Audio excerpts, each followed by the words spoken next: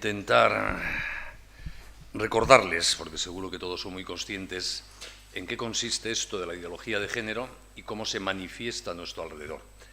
Y, dado que comparto el criterio de que no es algo precisamente muy positivo, ¿qué podemos hacer para laminar o intentar corregir las consecuencias negativas en la vida de muchas personas que genera hoy día este verdadero virus intelectual y moral que pulula por nuestra sociedad, que es el género, ¿no? ¿Qué es la ideología de género? Es una ideología, para empezar. Como ustedes saben, las ideologías son un producto muy propio de la modernidad. Hasta el siglo XIX la humanidad no ha conocido ideologías. Hasta esa época teníamos sistemas de pensamiento, filosofías, antropologías, pero no lo que en el siglo XX de forma específica hemos llamado ideología. Las ideologías se caracterizan por que supone el ideólogo que ha hecho un diagnóstico preciso y acertado de los problemas de la humanidad y asocia a ese diagnóstico una agenda política para resolver esos problemas. Por eso se distingue de un sistema filosófico. El sistema filosófico acaba con el análisis. La ideología añade política. Repito, diagnóstico, esta es la causa de nuestros problemas, como he hecho bien el diagnóstico, sé cuál es la solución y propongo una agenda política para transformar la sociedad para que no existan esos problemas, ¿no? Las ideologías típicas del siglo XX fueron el comunismo y el nazismo.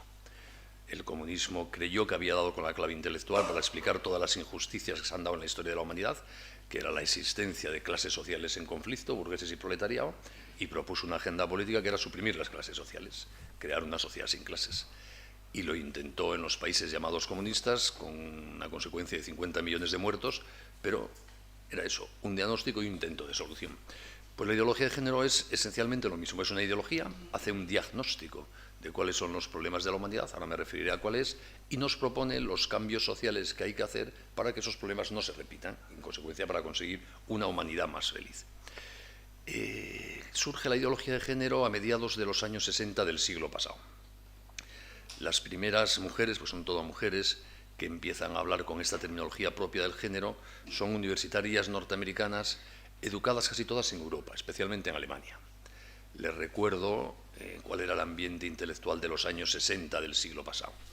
Es la época del 68 francés, de la revolución sexual y la revolución anticonceptiva, de aquella especie de anarquía que invadió Occidente, donde parecía que era posible cambiar todas las estructuras sociales, con movimientos juveniles que alteraban la vida universitaria y civil, que se extendieron a todo el mundo, desde la Universidad de Berkeley al mayo del 68 francés, las revueltas en el bloque comunista, en Hungría, en Praga, etc. Parecía que había como una exaltación que permitía el cambio del mundo, ¿no? Y las ideas que pululaban en el ambiente intelectual de todo el mundo occidental eran una mezcla de marxismo y Freud, aquella mezcla de lucha de clases y sexo, Marcuse, Erich Fromm, etc., le sonarán, pues en ese clima intelectual en el que surgen los planteamientos de género, que lo que hacen es aplicar la visión marxista de las cosas a la vida de las personas y especialmente de las mujeres. El análisis de Marx se refería a la sociología, a las clases sociales, a las estructuras económicas, y en las feministas de género aplican los mismos criterios intelectuales a las relaciones entre hombre y mujer. Y su diagnóstico viene a ser que todas las injusticias que ha sufrido la mujer a lo largo de la historia dimanan de la existencia de dos clases sociales en conflicto, que son la clase dominante, el varón, y la clase dominada, la mujer. Creen y dicen que todo lo que tiene que ver con nuestros conceptos sobre la sexualidad, lo femenino y lo masculino, es una construcción cultural hecha por los varones para oprimir a las mujeres. Afirman que en materia de sexualidad no hay nada que sea natural, sino que todo es una construcción cultural y por lo tanto cambiante y cambiable. Y al igual que Marx achacaba las injusticias sociales a la existencia de las clases en conflicto, ellas achacan la opresión de la mujer a la existencia de estas clases en conflicto que son el varón y la mujer y proponen como solución suprimir las clases en conflicto como había propuesto el marxismo. Es decir, hay que reconstruir una sociedad en la cual desaparezca toda referencia a lo masculino y lo femenino, porque el hombre y la mujer no existen, son creaciones culturales. Y hay que cambiar el lenguaje, la religión, la moda, la moral, para deconstruir todo lo que se hace referencia a hombre y mujer y intentar construir una cultura y una sociedad que se base en lo que llaman la diversidad afectivo-sexual. Esto implica una negación de cómo es el hombre, del carácter binario de la humanidad, que es femenino y masculino. Y luego insistiré un poquito en esto, ¿no? Por tanto, la agenda política de género, esa que estamos viendo aplicarse hoy en las sociedades occidentales, entre ellas en España, parte de un intento de reconstruir todas las instituciones y conceptos que los hombres hemos creado a lo largo de la historia para fundar nuestra forma de entender la humanidad sobre la dualidad hombre-mujer y reconstruirlo con la eliminación de lo masculino y lo femenino. Para la ideología de género, el cuerpo no nos dice nada sobre nuestra sexualidad.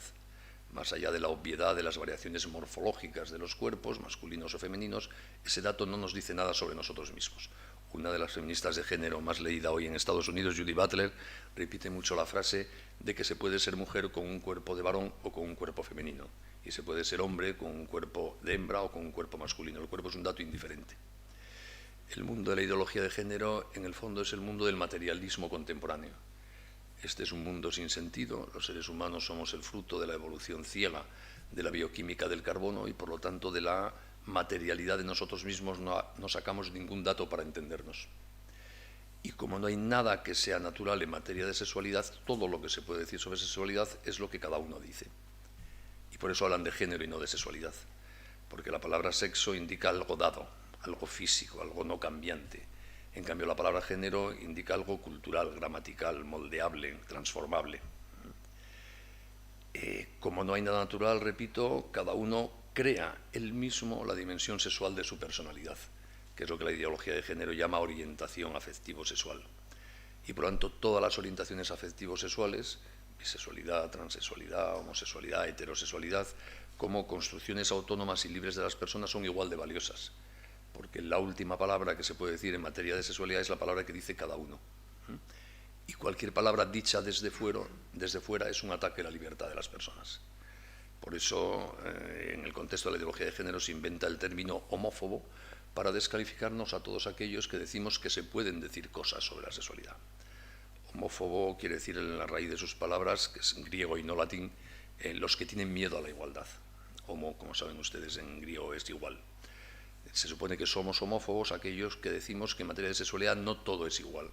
No todo es igual de valioso, que hay algún criterio para discernir. Eso somos los homófobos, somos los enemigos de la ideología de género, ¿no? Yo he tenido el honor de compartir en Madrid durante una temporada carteles en que aparecíamos Benedicto XVI y yo calificados como homófobos, ¿no?, en determinados barrios de la ciudad, por afirmar precisamente que en materia de sexualidad se pueden decir cosas, y ahora les diré las que yo creo que se pueden decir, y que no es cierto que la última palabra sea lo que cada uno decide hacer con su autonomía personal, ¿no? En el fondo, hoy día hay dos formas de ver al ser humano. Esta es una pequeña simplificación, pero no es falsa. Como toda simplificación pierde algún matiz, pero es sustancialmente verdadera. Por una parte, estamos aquellos, yo me incluyo entre ellos, que creemos que en el origen de todo está la razón y que, por lo tanto, todo lo que existe es razonable, tiene sentido. Y que, por lo tanto, el hombre tiene sentido también.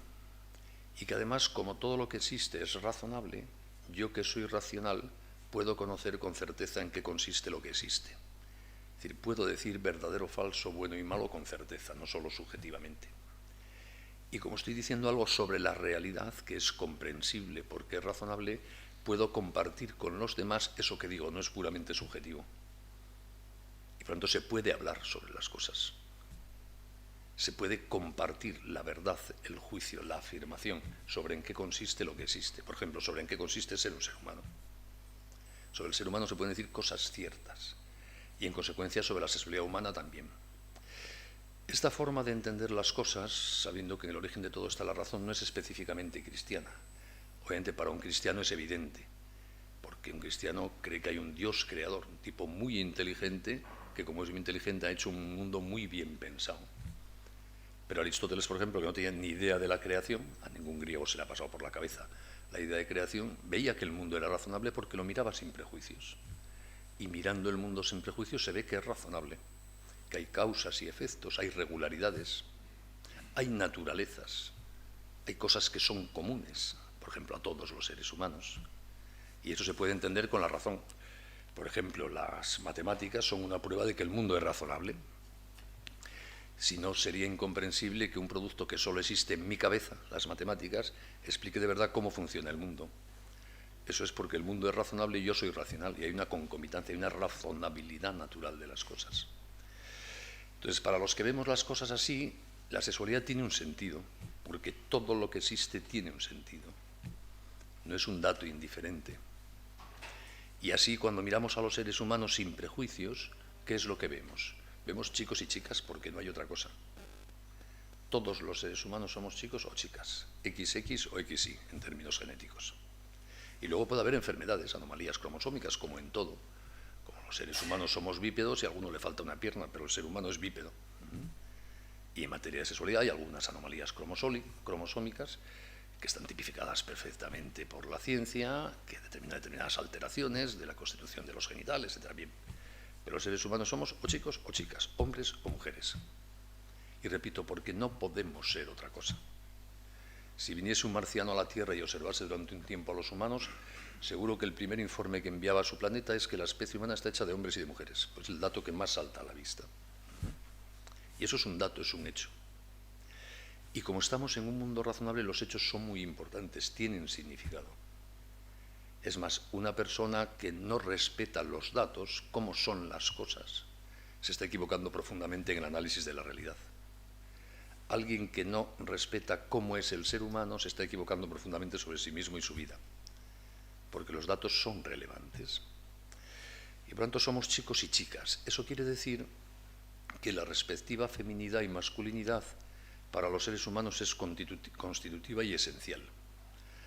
No es que seamos seres que tienen de vez en cuando una dimensión sexual. Yo soy hombre las 24 horas del día, de los 365 días del año, de todos los años de mi vida, porque no puedo ser otra cosa. Y mi mujer es chica las 24 horas del día, de los 365 días del año, de todos los años de su vida, porque no puede ser otra cosa. Es decir, somos en femenino o en masculino siempre. Y por lo tanto es un dato absolutamente relevante. La sexualidad no es algo que nos acaece, que nos sucede de vez en cuando, que usamos. A veces no, es lo que somos. Somos hombres o mujeres. La masculinidad y la feminidad nos define absolutamente. Por tanto, en contra de lo que afirma la ideología de género, por supuesto que hay mucho dado al ser humano sobre la sexualidad. Porque la sexualidad, la dimensión sexual de la personalidad se identifica con la dignidad humana, porque no podemos ser otra cosa. Y por eso quien habla mal de la sexualidad está hablando mal del ser humano. Quien banaliza su sexualidad o la sexualidad de los demás está banalizando a los demás. Este es un tema esencial. Por eso, en una época como la nuestra, cuando se extienden los planteamientos de género que niegan esto, se está negando la dignidad humana. Lo que está en juego con la difusión de la ideología de género no son conductas morales o patológicas más o menos erróneas. Estamos hablando de la esencia del ser humano. Y además se supone que esto los cristianos debieran tenerlo especialmente claro, precisamente porque saben que hay un Dios creador. Y por eso hemos puesto el título de creación o género. Son dos formas de ver el mundo. ¿Cómo se ve el mundo por quienes no saben esto de que en el origen de todo está la razón? Pues quienes no saben que en el origen de todo está la razón, que hoy son muchos, cuando miran el mundo ven algo no razonable, algo que es fruto del azar, donde no hay ningún sentido, donde no hay razones para la esperanza, donde no hay nada que se pueda afirmar con certeza, porque en un mundo sin sentido todo es caótico, azaroso, nada predecible. Y cuando miran al ser humano, ¿qué ven? Nada. En el ser humano tampoco hay nada que sea razonable, comprensible, estable, porque en nuestro mundo nada es así. Y cuando miran la sexualidad, ¿qué ven? Nada. La mera constatación de que toqueteando determinadas partes del cuerpo se obtiene placer y punto, pero sin más, no se puede decir nada más sobre la sexualidad. Son dos formas radicalmente distintas e incompatibles de entender al ser humano y por lo tanto de entender la sexualidad. La propia del humanismo cristiano, que es la primera que he descrito, o la propia de la ideología de género. La ideología de género no es más que la aplicación a la visión de la sexualidad de la peor antropología pesimista de la época contemporánea, la del existencialismo, la de Sartre. Estamos condenados a la libertad, estamos en un mundo sin sentido y como tenemos la desgracia de ser libres, tenemos que intentar dar sentido al mundo con nuestra libertad, es decir, no sé, cargamos sobre nosotros una responsabilidad prometeica imposible de soportar, darle sentido al mundo, a la realidad, crearnos a nosotros mismos, también en la dimensión sexual de nuestra personalidad, que es la visión del género. Nadie es chico o chica y cada uno debe crearse a sí mismo con sus opciones sobre sexualidad, que eso es el género. Por eso, o creación o género. O un mundo razonable, o un mundo lleno de caos, un mundo con sentido, un mundo sin sentido ninguno. Un mundo en el que se pueden hacer afirmaciones seguras, bueno, malo, verdadero, falso, hombre, mujer, o un mundo donde no se puede decir nada con seguridad. Todo es cambiante, voluble. Benedicto XVI, con esa plecala inteligencia que le permitía decir con frases sencillas cosas complejas, explicó en una ocasión que el hombre moderno, con su ateísmo, ha intentado excluir de la visión de sí mismo lo que representa la existencia de Dios. Que el hombre moderno, con su materialismo, ha pretendido excluir las exigencias para su propia vida de reconocer que es también un ser espiritual. Y que ahora el hombre moderno, con el género, está negando su propio cuerpo. Y concluía: ya sin Dios, sin alma y sin cuerpo, el hombre moderno es un ser que se cree a sí mismo, es Dios. Y esta es la esencia última del género. Si negamos que tengamos dada la sexualidad, estamos negando que tenemos dada la humanidad, porque repito lo de antes, o somos hombres o somos mujeres. Solo se puede ser humano en femenino o en masculino. Si negamos eso, no somos nada. Y si no somos nada, nos creamos a nosotros mismos y somos el criterio último de moralidad, no hay otro. Y si yo soy el criterio último de moralidad, todo el que desde fuera quiera decirme algo está reprimiendo mi libertad. Por eso quien está imbuido de estos planteamientos de género, cuando oye que alguien vestido de blanco o de negro le dice que hay cosas buenas o malas, lo ve como un enemigo. Alguien que no se sabe por qué quiere restringir mi capacidad de autodeterminación en materia sexual. Y por eso hay este choque de trenes que es inevitable, por mucho cariño que se ponga, porque son dos visiones, reitero, absolutamente incompatibles sobre el ser humano, no ya sobre la sexualidad, sobre el ser humano. Y también, evidentemente, sobre la sexualidad, porque el ser humano no es escindible de su sexualidad. Para los que vemos las cosas de la primera manera que he dicho, es decir, los que estamos convencidos de que en el origen de todo está la razón y el mundo es razonable, identificamos al ser humano con su sexualidad y por tanto le damos a la sexualidad una importancia radical, porque solo hay dos formas de ser un ser humano: ser hombre o ser mujer, no hay otra. Por tanto, la feminidad y la masculinidad son esenciales. Es más, son un rasgo divino en nosotros. Cuando el Génesis dice que estamos creados a imagen y semejanza de Dios, no lo dice de nuestra racionalidad, lo dice de nuestra sexualidad. Afirma literalmente: Dios los creó hombre y mujer, a su imagen y semejanza. La imagen y la semejanza es la feminidad y la masculinidad. ¿Cómo es así siendo Dios puramente espíritu? Porque precisamente este carácter binario hombre o mujer es lo que nos permite a los hombres hacer lo que hace Dios en su vida íntima, que es amarnos. Es lo que nos habilita para amar. Es divino. Por eso no se entiende, aunque es así, que durante siglos, en el contexto cultural cristiano, se haya hablado mal de la sexualidad. Como si fuese algo guarrillo, que se consienta a los casados porque no dan para más. Al revés, la sexualidad es divina. Los humanos, como somos libres, podemos estropear hasta lo más divino, eso es obvio. Pero es una cosa divina, estupenda, maravillosa. Y yo creo que si la ideología de género se está difundiendo hoy con tanta rapidez, en parte es por culpa de los cristianos, por ese no haber entendido y apreciado la sexualidad. Yo hablo en general, que es una injusticia hablar así en general, ¿no? Pero no haber entendido y valorado la sexualidad como se debe. Porque la sexualidad nos dice mucho sobre los humanos. Ese marciano hipotético que venga a estudiarnos vería hombres y mujeres, pero no acabaría ahí lo que ve. Vería que el que seamos hombres y mujeres no solo nos permite afirmar algo sobre cada hombre o sobre cada mujer, sino que nos permite afirmar mucho sobre nuestras mutuas relaciones. Porque hombre, mujer, pene, vagina, óvulo, espermatozoide, niño. Y esto es un dato de hecho. El que seamos hombres o mujeres permite una especial instalación vital planteada sobre la complementariedad entre lo femenino y lo masculino, que nos permite crear el ambiente ecológico de la vida. Claro que la sexualidad tiene mucho que ver con la posibilidad de ser padre o madre, todo. Y eso forma parte de que seamos hombres o mujeres, la posibilidad de ser padres o madres. No es escindible. Y por lo tanto se entiende que el contexto del amor entre hombre y mujer, que es la ecología de la vida, a partir de la heterosexualidad crea el ambiente de la intergeneracionalidad. Y por lo tanto esto que siempre hemos llamado matrimonio y familia forma parte del concepto de la sexualidad humana, es la potencialidad natural de la sexualidad humana, no es un invento. Y como además los seres humanos somos el bicho más prematuro que hay en este planeta, nacemos antes de tiempo, resulta que al útero materno tiene que sustituirle durante mucho tiempo el útero familiar. Y por eso este ambiente ecológico de la vida que crean el hombre y la mujer cuando se quieren tiene necesaria vocación de permanencia y duración en el tiempo. Y por lo tanto hablar del matrimonio como algo basado en la heterosexualidad, abierto a la intergeneracionalidad, a la vida y con vocación de permanencia, es lo que se deduce de mirar a los hombres sin prejuicios. Es lo que somos así, somos seres familiares. No somos mónadas aisladas. Y por lo tanto sexualidad, familia, paternidad y maternidad son todo conceptos interrelacionados. Y eso no son prejuicios ni afirmaciones arbitrarias, es que los seres humanos somos así. Pues todo esto es lo que no entiende la ideología de género.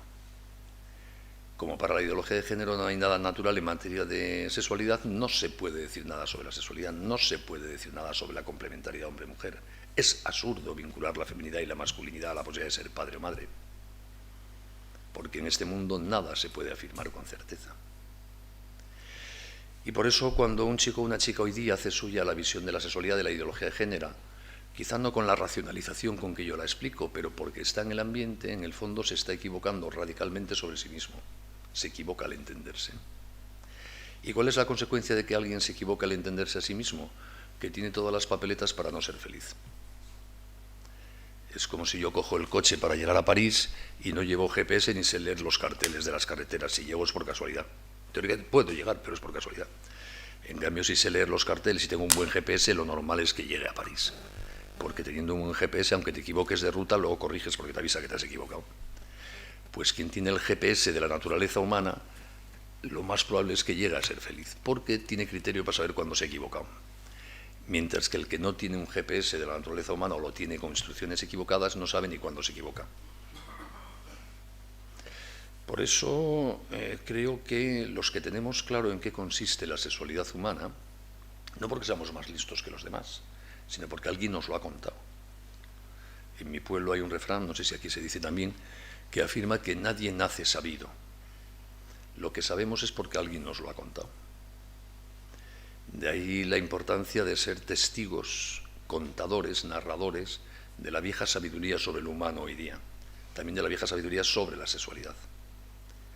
Dicho de otra manera, todos somos responsables hoy de transmitir una buena educación afectivo-sexual a los que queremos, porque es la cuestión de nuestra época.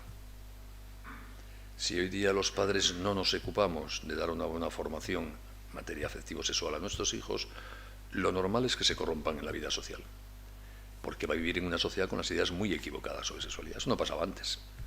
Hasta hace no mucho tiempo las ideas básicas sobre sexualidad estaban más o menos claras, elementales, hombre, mujer, esas cosas. Tampoco pido grandes elucubraciones. Y como estaba claro, a los niños eso se lo transmitía la vida social, aunque no se transmitiese en casa. Hoy día no. Y por eso hoy día tenemos, reitero, una especial relevancia todos, los padres, los sacerdotes, de transmitir la verdad sobre la sexualidad humana con una especial intensidad. Y para eso hay que estar bien preparados para hablar mucho y bien de la sexualidad. Mucho y bien. Y esto a veces, en el contexto de la tradición cultural cristiana, exige romper, como dije antes, con ciertos prejuicios de gente que hablaba mal de la sexualidad, no sé por qué, pero que hablaba mal de la sexualidad. La sexualidad es santa, tanta como el ser humano, por lo menos.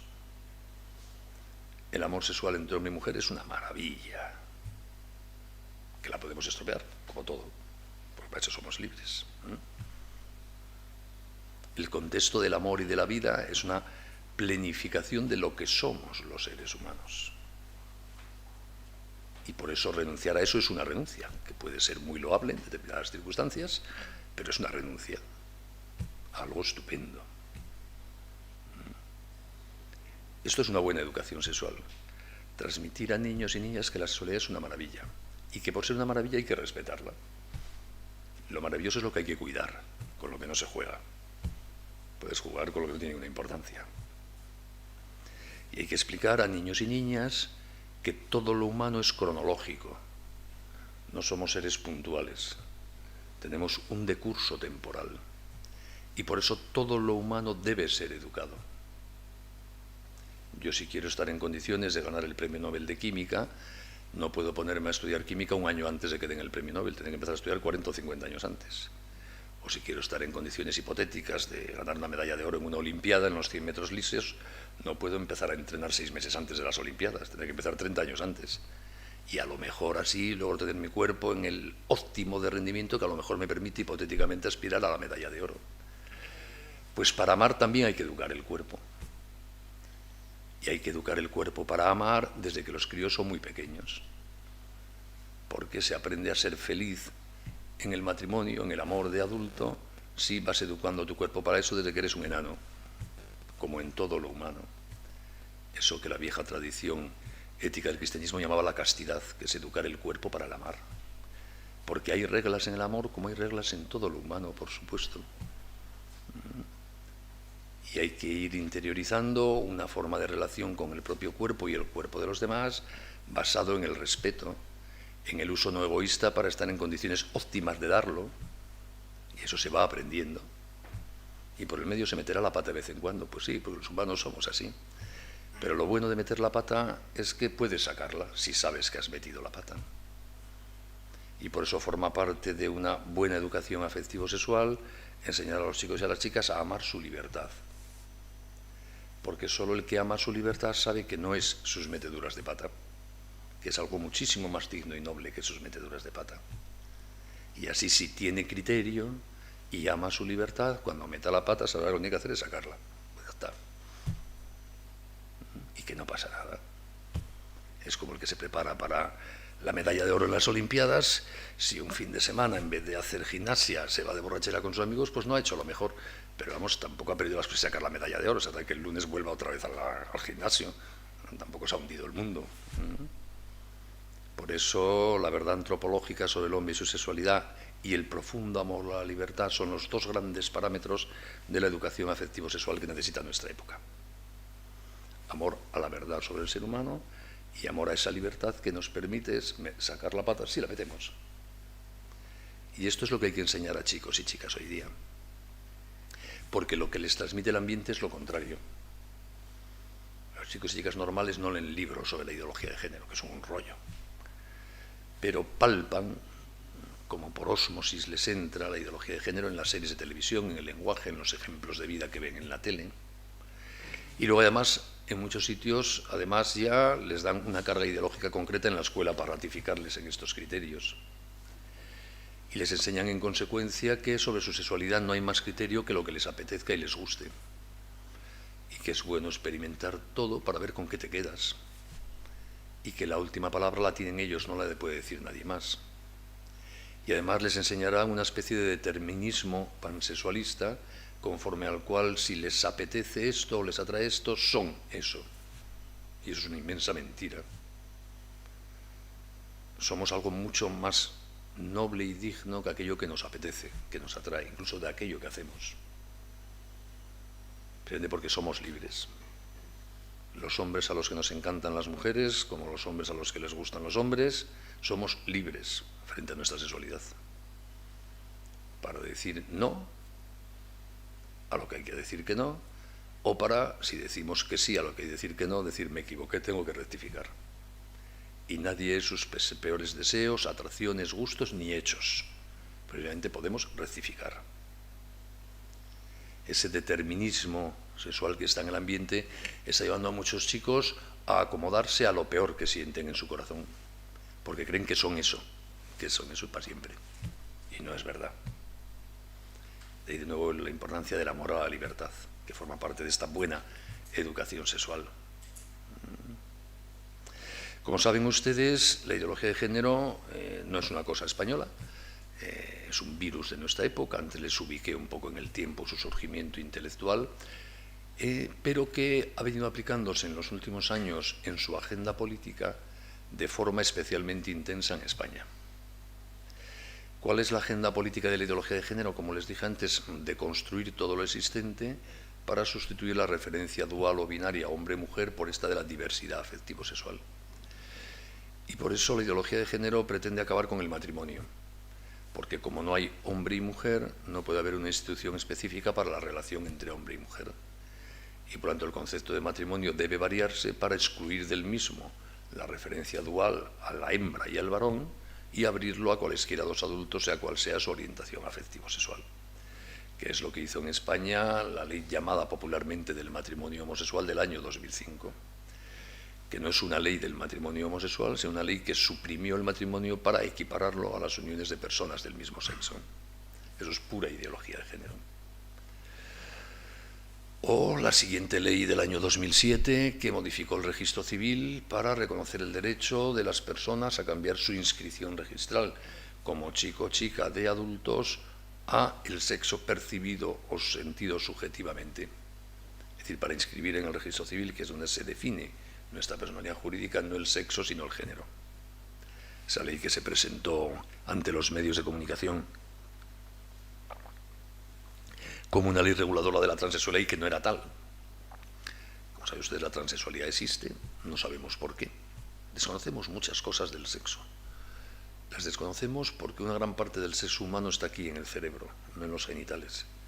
Y el cerebro es la parte más desconocida del universo. Sabemos más de los agujeros negros que del cerebro humano.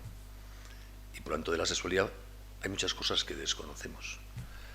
Bueno, pues cuando alguna chico o chica es diagnosticado de lo que los médicos llaman disforia de género, que es el nombre técnico de la transexualidad, es decir, chicos o chicas que se perciben como de un sexo distinto al que se corresponde a su cuerpo, algunos médicos aconsejan, tema discutible también médicamente, las llamadas operaciones de cambio de sexo, y cuando una persona se somete a una operación de cambio de sexo, sí está permitido hace muchos años que uno cambie en el registro civil su inscripción como varón o chica, para asimilarla a la que resulta apariencia externa de su cuerpo después de esas operaciones.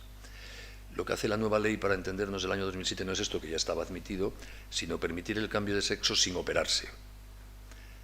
Por eso digo que lo que hace esta ley es sustituir, de hecho, el sexo como dato identificador de la persona por el género.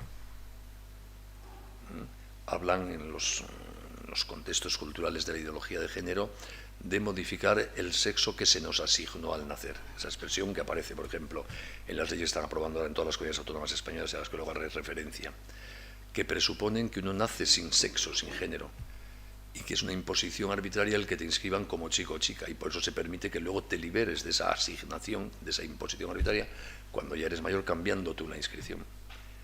Es decir, donde se nos define como sujetos de derecho, que es en el registro civil, ya no existe el sexo, sino el género como definitorio de la persona. Es una expresión de ideología de género. Y estas nuevas leyes están aprobando en las comunidades autónomas, como saben ustedes, reconocen el derecho de los que llaman menores trans, de chicos que se perciben como de sexo distinto, a recibir un nombre del sexo distinto al de su cuerpo, vestirse conforme a las modas del sexo distinto, ser tratados en los colegios como del sexo que ellos sienten y no del que se les asignó al nacer. Pura ideología de género, de nuevo. Y en este mismo contexto del género, como en materia de sexualidad no hay ninguna palabra que sea definitiva, el matrimonio tiene que ser una institución revocable a puro deseo, que es lo que hizo la ley del 2005, conocida como ley del divorcio exprés en España, que sustituyó el viejo sistema de un divorcio causal por motivos tasados a un divorcio que se puede conseguir a petición unilateral de cualquiera de los cónyuges a partir del tercer mes de la boda, sin necesidad de alegar causa ninguna. Obviamente el divorcio no lo inventa la ideología de género, pero para la visión del matrimonio de la ideología de género, el matrimonio dura lo que dura la afectividad sexual, punto, porque no hay más en el matrimonio que eso. Y lo mismo pasa con el aborto. La ideología de género no inventa el aborto, pero como para la ideología de género lo que feminiza y esclaviza definitivamente a la mujer al servicio del varón es la maternidad, el librarse de la maternidad se convierte en un derecho subjetivo de la persona. Y por eso la ley del aborto del año 2010, la que está vigente en España, convirtió el aborto en un derecho subjetivo de toda mujer financiable por el Estado. No inventa el aborto la ideología de género, pero exige un sistema de aborto libre. Así la mujer liberada del matrimonio y liberada de la maternidad ya es libre, es un género que se autoconstruye.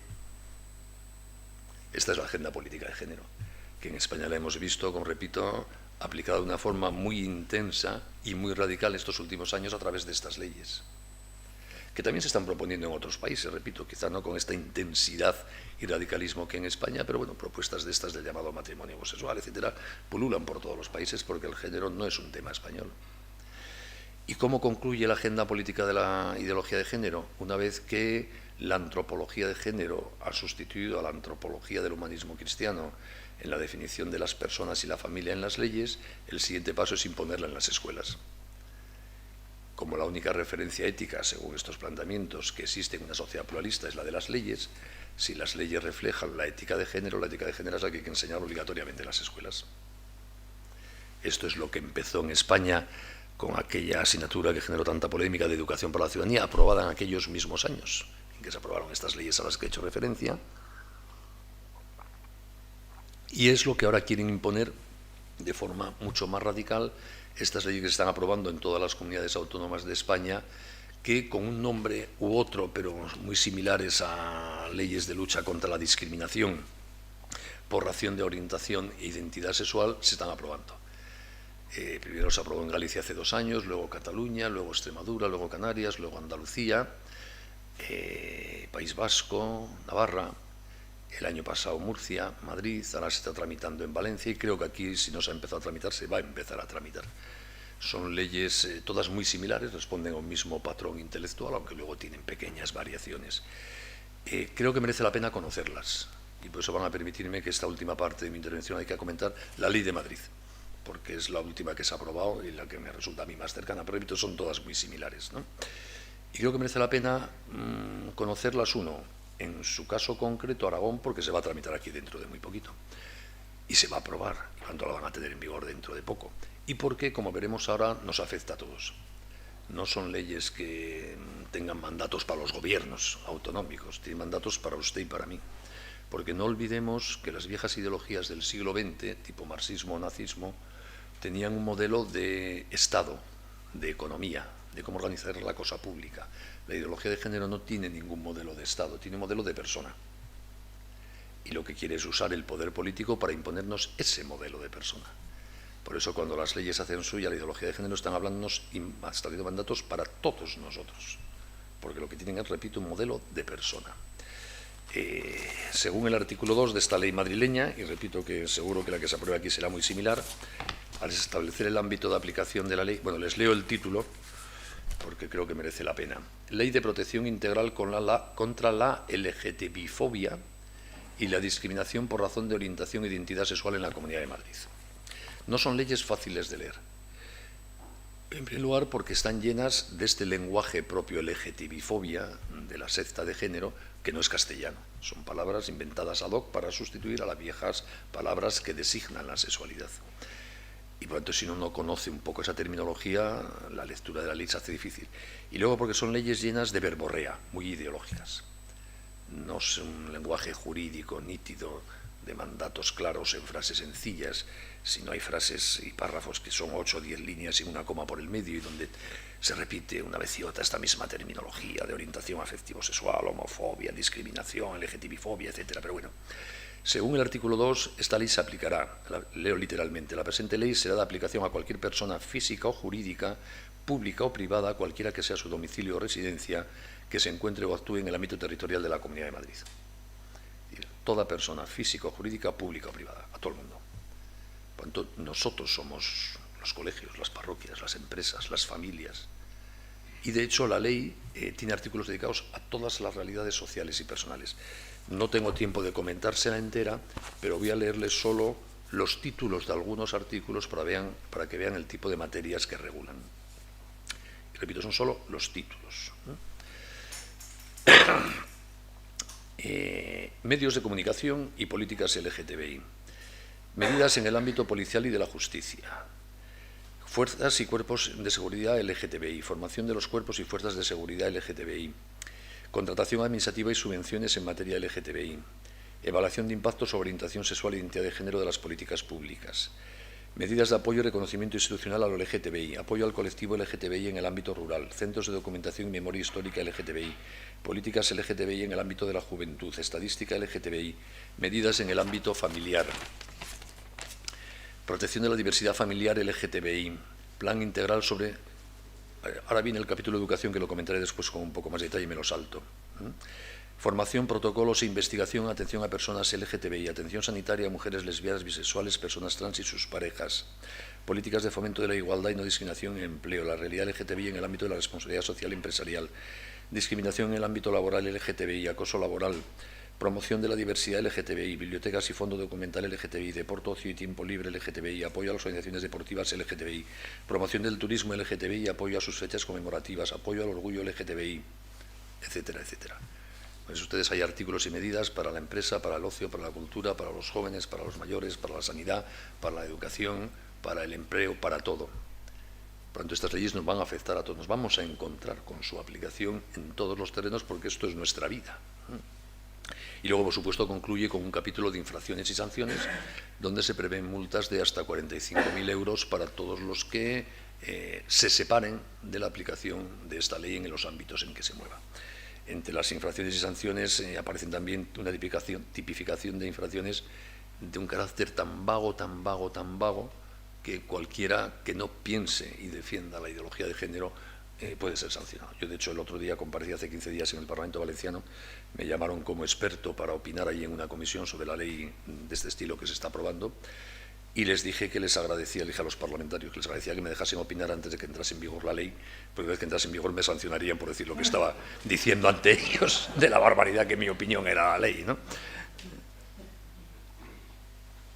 Y de hecho, entre los agravantes que se pueden aplicar a todo el que sea acusado de violar esta ley hay una que es, artículo 73, apartado I, la pertenencia de la persona infractora a un grupo organizado de ideología fehacientemente LGTBI-fóbica.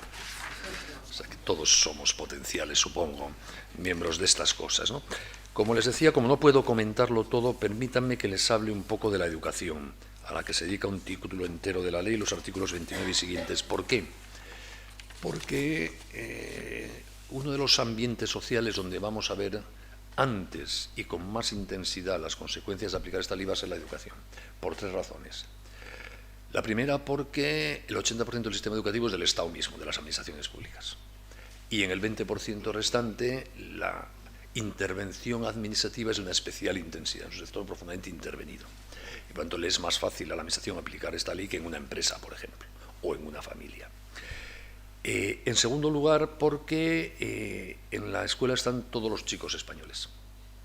Y por lo tanto, la aplicación de estas leyes afectará a toda la juventud española. Y en tercer lugar, porque estamos hablando de chicos que están formando su conciencia sobre la sexualidad. A mi edad ya nadie me va a cambiar mis ideas sobre la sexualidad, por mucho que se empeñe. Pero a chicos de 3 años, de 2, de 5, de 8, de 10, sí, porque están precisamente aclarándose sobre su sexualidad. Y por lo tanto para ellos puede ser especialmente incisiva esta presencia de los planteamientos de género en la formación que reciban, ¿no? Dice el artículo 29 de esta ley madrileña: la Comunidad de Madrid elaborará una estrategia integral de educación y diversidad sexual e identidad o expresión de género, cuyas medidas se aplicarán en todos los niveles y etapas formativas y serán de obligado cumplimiento para todos los centros educativos. Y añade que esta estrategia integral de educación y diversidad sexual será elaborada de forma participativa contando con las organizaciones LGTBI. O sea, la estrategia de educación de nuestros hijos en materia de sexualidad no se va a hacer con los padres ni con los profesores, sino con las organizaciones LGTBI. Una de las características de esta ley es que las llamadas organizaciones LGTBI se convierten en una especie de paraadministración en paralelo. Colaborarán con la administración pública en el desarrollo de todas estas políticas, pues siempre detrás de todo también se busca dinero y mantenimiento de los que están implicados en estos negociados, ¿no? Una expresión que aparece varias veces al hablar de educación y de otros sectores de la aplicación de la ley, que aquí aparece por primera vez en el artículo 30, es la de visibilidad. Uno de los objetivos de la ley es conseguir la visibilidad obligatoria del LGTBI. ¿Por qué? Uno de los postulados filosóficos del LGTBI es que yo no soy, por ejemplo, Judith Butler, la feminista que cité antes americana, dice: yo no soy lesbiana por considerarme lesbiana o por tener una sexualidad lesbiana, sino cuando los demás me tratan como lesbiana. Es decir, debo ser reconocida como la orientación sexual que yo afirmo para que mi libertad sea absoluta. No basta con que me dejen hacer lo que quiera, sino que tienen los demás que tratarme como lo que yo digo que soy, porque si no están violando mi libertad de autodeterminación sexual. Por eso la visibilización obligatoria del LGTBI es un planteamiento de fondo de esta ley que va a estar muy presente en el ámbito educativo.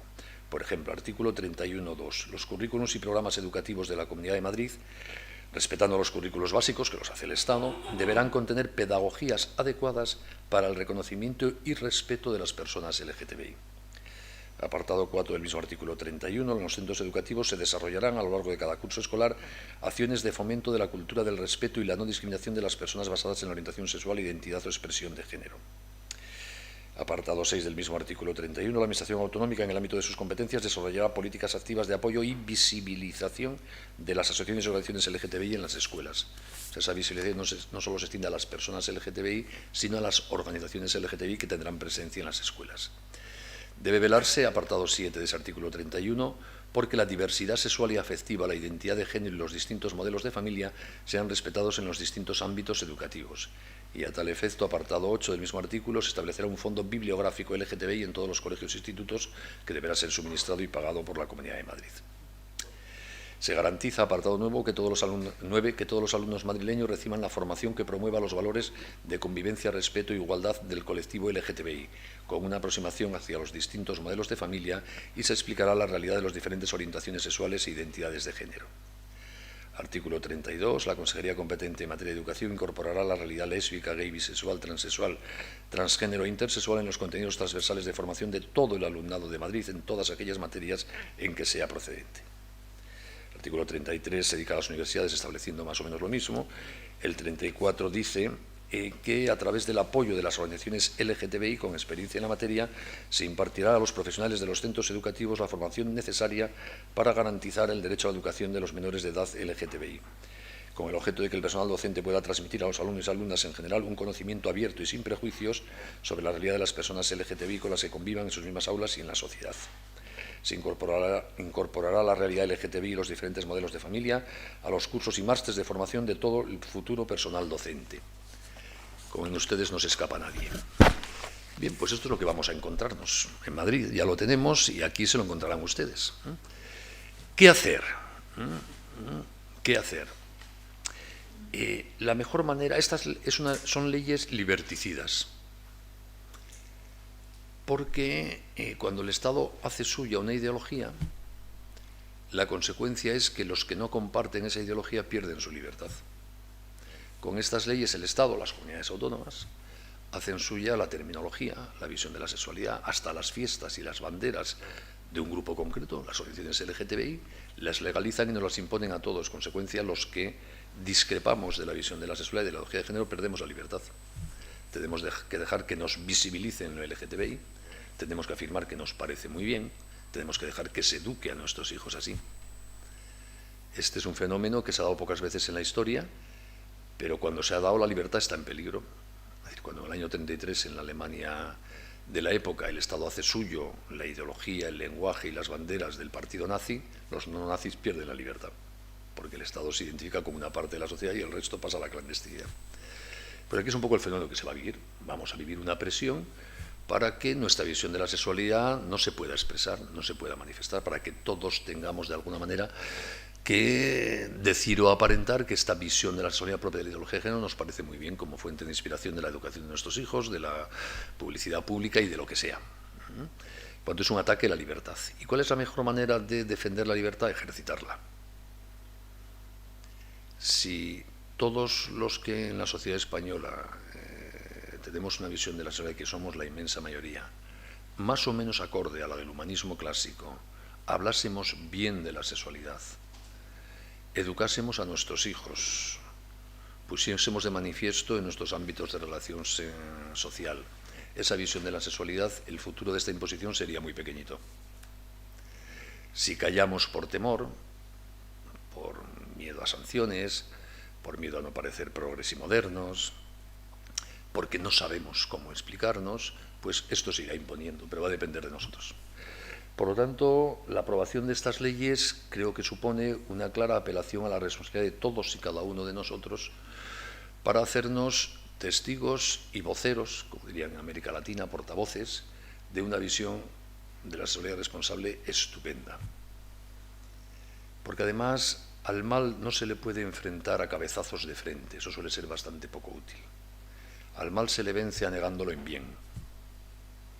Y por lo tanto, para vencer a la ideología de género, que es un mal en materia de sexualidad, lo que hay que hacer es inundar la sociedad de una visión positiva de la sexualidad. Y además eso está en manos de todos y cada uno de nosotros hacerlo. Ante los aquí presentes no tenemos posibilidad de aprobar leyes, bien, pero todos podemos hablar. Y de hecho todos hablamos con mucha gente. Si usamos ese poder de hablar para hablar bien de la sexualidad, estaremos poniendo un muro de contención frente a los planteamientos de género. Por eso yo les propongo que hablen mucho y bien de sexualidad todos y cada uno de ustedes donde puedan. A todo el mundo, con ocasión y sin ella. Y especialmente respecto a los chicos más jóvenes, que los eduquemos muy bien en materia afectivo-sexual. ¿A qué edades hay que educar a los niños en materia afectivo-sexual? Cuando tienen 10 años no estarán ya corrompidos. Hay que educarlos a los 2, a los 3, a los 4 años. Unos padres que no hablen a sus hijos de estos temas son unos traidores, porque los dejan desarmados. Y hay que educar a los padres para que hablen de estos temas en casa.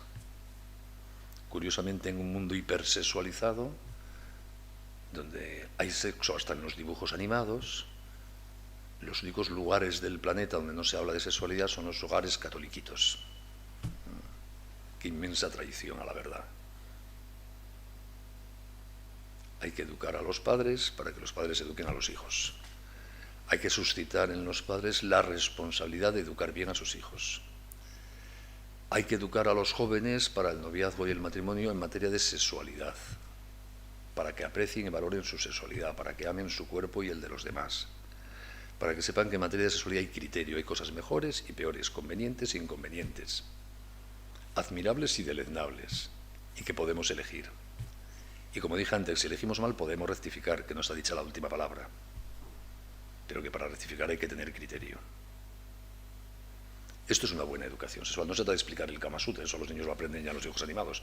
Se trata de que tengan criterio sobre las cosas, que sepan decir bueno, malo, sí, no, que se puede decir algo más que me apetece o no me apetece. Hay que dar a los niños criterio. Un reciente informe de la Conferencia Episcopal Norteamericana, el primero que conozco yo del mundo del magisterio de la Iglesia sobre pornografía, muy bien hecho, por cierto, afirma que los chicos americanos de 12 años son adictos a la pornografía en un 43%. Adictos, no que miren el Playboy de vez en cuando. Y me imagino que los chicos españoles no serán muy distintos de los americanos. ¿Cómo pretendemos educar desconociendo estas cosas que pasan hoy? Desconociendo que nuestros jóvenes tienen aquí toda la pornografía del mundo y además saben cómo llegar a ella. Los niños necesitan criterio para saber decir no, porque tenerlo lo tienen. Y eso implica educarles en un uso responsable de Internet y darles ejemplo y no escandalizarse de ellos, pero ayudarles a ser buenos. Un niño no puede tener un ordenador conectado a Internet en su habitación, ni un adulto.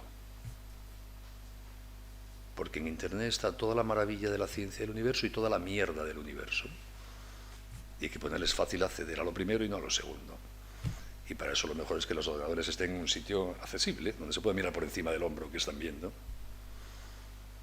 Y por eso se les explicará que se ponen en los ordenadores filtros contra contenidos indeseables.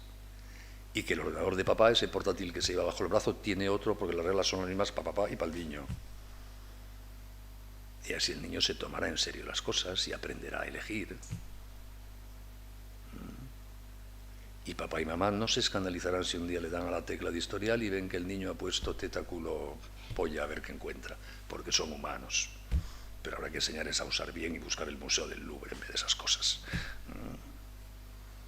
Y eso, pues sin escandalizarnos de nada, pero dándoles criterio y ayudándoles a apostar por su libertad, iremos formándolos. Y repito, desde muy pequeñitos, porque si no los dejamos desarmados frente a este despiste en materia de sexualidad que supone el ambiente cultural de género. Y afirmaremos que se puede y se debe hablar de sexualidad y que se puede opinar sobre la homosexualidad y sobre la heterosexualidad y sobre la masturbación. Por supuesto que se puede opinar. Hasta ahí podríamos llegar. Y que hay cosas mejores y peores. Y a la vez sabrán nuestros chicos que hagan lo que hagan, siempre seremos sus padres y los acogeremos. Pero les diremos la verdad, te estás equivocando, macho. No es lo mejor que podías hacer. Y así los vamos educando. Y supongo que lo mismo se podrá decir, mutatis mutandis, de lo que los curas deben hacer en sus parroquias y de cómo formar a la gente. Hay que hablar de estas cosas. Pues claro que hay que hablar de estas cosas. ¿Dónde van a tener criterio si no esos jóvenes y esos matrimonios que pululan por las parroquias? No se lo van a dar en la tele, si no se lo dan ustedes. Y pues hay que prepararse bien. No es fácil a veces hablar de sexualidad. Sobre todo para determinadas generaciones que no nos hablaron de sexualidad. Pues hay que espabilar. Hoy día, gracias a Dios, tenemos estupendos libros y vídeos hechos por gente con muy buen criterio, que pueden enseñar a padres y madres y profesores y curas cómo hablar bien de estas cosas. Porque hay mucha gente muy buena que, consciente de este problema de nuestra época, está poniendo mucha cabeza en estas cosas. Y hay libros de cómo hablar a la niña de 8 años y a la de 12 y a la de 15 y al niño de 16 y al de 17, y tenemos libros sobre homosexualidad y sobre masturbación y sobre pornografía para tener criterio, para poder hablar bien de todas estas cosas. Por lo tanto, la mejor manera de defenderse frente a este ataque totalitario implícito en la ideología de género y en su asunción por el poder público es que nos convirtamos todos en expertos en sexualidad. Y que hablemos mucho de sexualidad y que demos criterios sin miedo sobre sexualidad. Y luego, para ser eficaces en esta transmisión de la verdad sobre la sexualidad humana, es fundamental que avalemos lo que decimos con una sonrisa. Porque lo que decimos es exigente. Y por lo tanto solo será creíble y atractivo si demostramos que se puede ser feliz viviendo como decimos nosotros que hay que vivir. Hablando más de lo que yo conozco más de los padres de familia, si un papá y mamá hablan de sexualidad con sus niños y les explican y les van dando criterio y se adelantan al desarrollo de su cuerpo y en lo que sienten para que no les asuste y para que tengan criterio, eso para los niños será creíble si papá y mamá son felices, porque verán que viviendo la sexualidad, como dicen papá y mamá que hay que vivirlo, se puede ser muy feliz. No es creíble si quien dice que hay que tener una conducta exigente es un tristón, porque todos los seres humanos queremos ser felices. Ya el viejo Aristóteles apreció ese dato con toda la relevancia que tiene. Es imposible que un ser humano no quiera ser feliz. Y por tanto la gente feliz nos atrae mucho y la gente tristona nos repele. Y las verdades sobre el humano son atractivas cuando las dice alguien que sonríe. Si las dice alguien que no sonríe, no es atractivo eso. Pues tenemos una obligación de que se nos note en la cara que nuestra visión de la sexualidad nos hace felices y que por eso se la proponemos a los demás. Piensen ustedes que hay muchos niños hoy, y no hablo del norte de Nigeria y de las estepas de Burundi, hablo de aquí, de Zaragoza, que no han visto nunca una familia. Hace poco, dando una conferencia sobre estos temas de sexualidad en Madrid, en un instituto, al final, un chiquito de unos 15, 16 años, que tenía cogida de la mano a otra chiquita de su misma edad, más o menos, me dijo, lo mío con esta, y apretaba la mano de esta así ostensiblemente, es tan serio que no nos casaremos jamás. Y yo pensé, este chico tiene una voluntad matrimonial como una catedral, pero no lo sabe. ¿Qué habrá visto en su casa que es un matrimonio para creerlo incompatible con eso tan noble que siente por esta? Lógico. Si tú ves que papá y mamá sufren y rompen y se van y vuelven a intentarlo con este y con aquella y vuelven a sufrir y a romper, tú no deseas eso para ti. Al revés, asociarás matrimonio a una desgracia permanente. Esa es la terrible herencia que nuestras deslealtades las de mi generación están dejando a la siguiente generación un ejemplo fatal. Muchos chicos jóvenes no saben que es posible un amor para toda la vida porque no lo han visto nunca, y por tanto no saben que es posible. Y por tanto hay que mostrarles que un amor para toda la vida es posible y hace feliz además. Y no escandalizarse de que no lo sepan porque es normal que no lo sepan porque no lo han visto, no lo ven en la tele ni lo han visto en su casa. ¿Cómo van a saberlo? Por eso a esta dimensión educativa, basada en la palabra sobre la verdad de la sexualidad humana, en el testimonio de la felicidad asociada a la verdad sobre la sexualidad humana, hay que añadirle otra nota que es la paciencia. La formación de los seres humanos exige tiempo. Y no importa tanto cómo es un ser humano el día H del mes K del año J de su vida, sino cómo va a morir. Cuánto paciencia. Estas cosas exigen tiempo. Y máxime en un tema como este que arraiga tan profundamente en el ser humano. Las cosas buenas y las malas. Por tanto, mucha paciencia. A veces el cambio de conducta, el ver las cosas claras, exige años, pues habrá que dar años. Que tu hijo, que mi hijo está metiendo la pata durante 60 años, paciencia, si no ha muerto todavía puede rectificar. Hay que esperar. Hay que esperar. Paciencia. Y mientras se espera habrá que ser para él una referencia de que otro estilo de vida es posible. Por tanto, en estos temas hay que echar mucha paciencia. No hace mucho, en otra charla en una universidad, también de Madrid, al final una chica que se veía con cara de buena chica me dijo: mire, tengo 2 amigas en la universidad que son lesbianas, ¿qué puedo decirles para que dejen de serlo? Y les dije: mira, no conozco ninguna palabra deslesbianizadora, ya lo siento. Paciencia, cariño, esperar que la gente vaya madurando. Cuando quieran escucharte, dile tú cómo ves las cosas y tranquilidad, paz, hay que dar tiempo a las cosas. Yo creo que esto es muy importante. Siempre hay motivos para la esperanza porque tenemos tiempo. Hasta la muerte, después ya. Y por tanto, como hay motivos para la esperanza, hay que dar carrete a la gente. No se puede desesperar a nadie. Es que fulanito está viviendo así y hace esto. Bueno, paz. Fulanito no ha muerto, puede cambiar, tranquilo. Mucha paz. Y lo mismo nos lo podemos decir cada uno de nosotros mismos. Pero lo digo de los chicos jóvenes porque queda mejor, pero cada uno se puede aplicar el cuento a sí mismo exactamente, ¿no? Por lo tanto, por mucho que haya leyes que nos quieran imponer la ideología de género, por mucho que la ideología de género esté en su punto máximo de presencia mediática, cultural y política, hay razones para la esperanza.